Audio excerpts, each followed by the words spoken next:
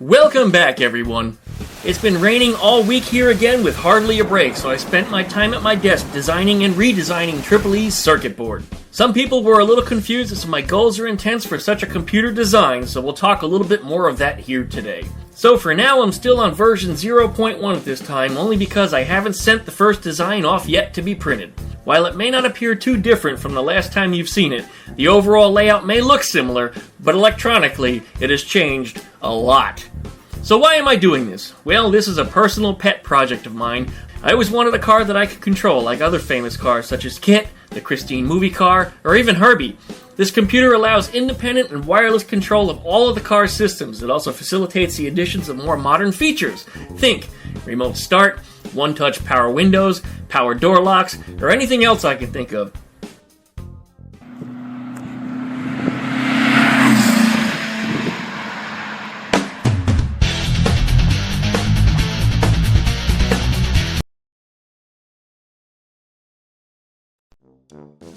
It has really surprised me that so many people have reached out to me showing such massive interest in this project. People from all over the automotive industry, other electronics geeks, as well as fellow Volkswagen enthusiasts. I guess some people are building Herbies and they want in. Now I'm friends with the designer of the system and at least one of the Herbies and the Christine movie car. Now both were built and painted by Earl of Classic Car Creations and both are Florida cars owned by friends of mine. The computers that operate these cars were designed by a Lockheed Martin engineer, so I guess I raised the bar for myself then, didn't I? Some folks were even interested in purchasing a setup from me, but I can tell you this, with the amount of work that has gone into it, it'll be an exclusive product that probably won't come cheap. But with that said, if I should release a product to market, I'll do the best I can to make it as simple as possible to install, for even the folks that may be slightly below the level of a Lockheed Martin engineer. Holy shit! The great thing about air-cooled Volkswagens is that they really lend themselves in such a way that adding a computer like this is kind of easy. I wouldn't do the same with, let's say, my Nissan 350Z without a massive redesign of the body control module, the ECU, and the power distribution modules. Blech! I wouldn't even want to try. What a disaster. Well, one of my goals was to wire this computer and the relay boards to a mostly factory Volkswagen wiring harness. But that still required me to cut the female spade connectors off the factory wires so that they'll fit into the screw-down terminals on the relay boards. Now that sucks. And that makes the car that much harder to revert back to stock. And look at me, there I go again, thinking about the next guy. But my computer also needs a fuse box. The original plan was to wire back and forth between the relays and the OEM fuse box, but that makes for an even bigger rat's nest of wires under the hood. No Volkswagen needs a bigger mess there. If you've owned an air-cooled Volkswagen, you know exactly what I'm talking about. So that idea was just ass. So I got to thinking, and my personal requirements made it so that the setup needs to be plug and play in an all-contained unit. So I've since gotten to designing a fuse box for this. You may think a fuse box is really simple, just throw a row of fuses and connectors at the ends of each fuse, right? Well, this fuse box also serves as an adapter to connect the relay boards to the stock wiring harness without cutting off any of the connectors. This fuse box makes a lot more sense, offering modern fuses so you don't have to spin them around when your lights start flickering, go dim, or go out. If you've driven an air-cooled Volkswagen, you know what I'm talking about. The Euro fuses on air-cooled Volkswagens just plain suck. I can't believe that Porsche used them all the way up until the late 80s and 90s. So this fuse box allows direct connections to a mostly unmodified factory original wiring harness. You may notice that there's a lot of fuses on this. There's 34 in total. Rather than the redundant fuses of an old stock fuse box which complicates the wiring, each circuit here is broken down to its own fuse. The left headlight got its own circuit and fuse. Horn got its own circuit and fuse. Right rear turn signal got its own circuit and fuse, etc. That makes a lot for safety and makes it a lot easier to be diagnosed in the event you have a problem. Because again, one circuit for each device. Home runs. Doesn't get better than that. So since nothing needs to be shared, that means everything can be independently controlled by the computer.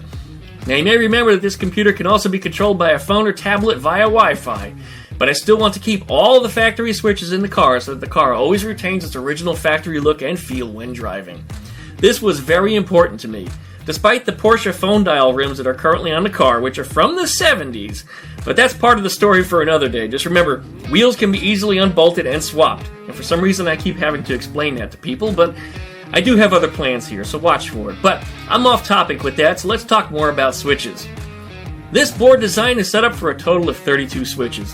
That may seem like a lot of switches, but when it got down to sorting out the logic of it all, I discovered very quickly that I needed exactly 32 switches, plus or minus one.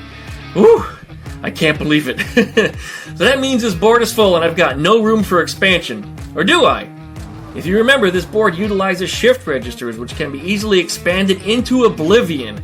Or in other words, I can add as many as I want or need, I just have to add another board. So I built upgradability into the setup, and with another unmodified board, this can be an accessory giving up to 32 more switches in increments of 8 by just leaving off the microcontroller and connecting it to the headers that I already planned for. The two boards just simply tie together with a ribbon cable, or add a third board, or a fourth board. They just daisy chain together. With just a minor adjustment to the software on the microcontroller, it'll understand that you have the additional boards, and it's off and running. The fuse box can also be duplicated, and all the relay boards to add more outputs if necessary. The whole system is modular by design, using modernized off-the-shelf parts, which makes it easy to design, diagnose, and repair on the roadside in the event something does break. So yes, there's a lot of room for expansion, as long as I have the physical space to keep adding the boards. And when it comes to board size, they're all currently the same physical dimensions. That includes the relays, the fuse box, and the computer. Each of these boards is approximately the same size as 3 decks of playing cards in a row, and they all have universally spaced mounting holes which allows them to be stacked with appropriate standoffs should anyone desire. Although these boards do have indicator lights, it would be a shame to stack them all to hide the beauty of the design. I really would like people to see this so they can appreciate all of it. Also, it's much easier to diagnose and repair by the roadside if everything is readily exposed. One of the goals here is that, by adding complexity, I'm actually simplifying the wiring harness, which makes it easier to work with. More about the technicals of that coming up in another video. Now, currently, EEE has no wiring, and when you open up that hood, it's a thing of beauty. Earl at Classic Car Creations really put his heart into making the trunk look like this. I told him it was just going to get carpet anyway, but he still pushed. Now it would be an absolute crime to cover it up with carpet, or to trash the compartment with a rat's nest of wiring harness. Yuck! So one of the goals at this point is that Eleanor's wiring should all be hidden. That's right, I don't want to see any wires under the hood at all. None. Nothing. Hide them all. But we do want to see my computer and all of its lights. So I'm designing a custom tray that retains all of its internal wiring, as well as a stock Volkswagen wiring harness nightmare with a transparent lid that shows all the boards and opens easily for service. It'll be a very clean install, and this car deserves nothing less. Hopefully I can settle on a board design this week. I keep adding more features, which has been a problem causing me delays. I need to let my overactive mind have a rest, or this thing will probably never go to print. So ask questions if you got them, or let me know what you think. Love it or hate it, there's going to be someone, right? Perhaps with enough interest, maybe you'll even start a GoFundMe. I don't know, I haven't decided yet. But I've got a lot of ideas for this, and it's growing quickly, and I'm enjoying all of it.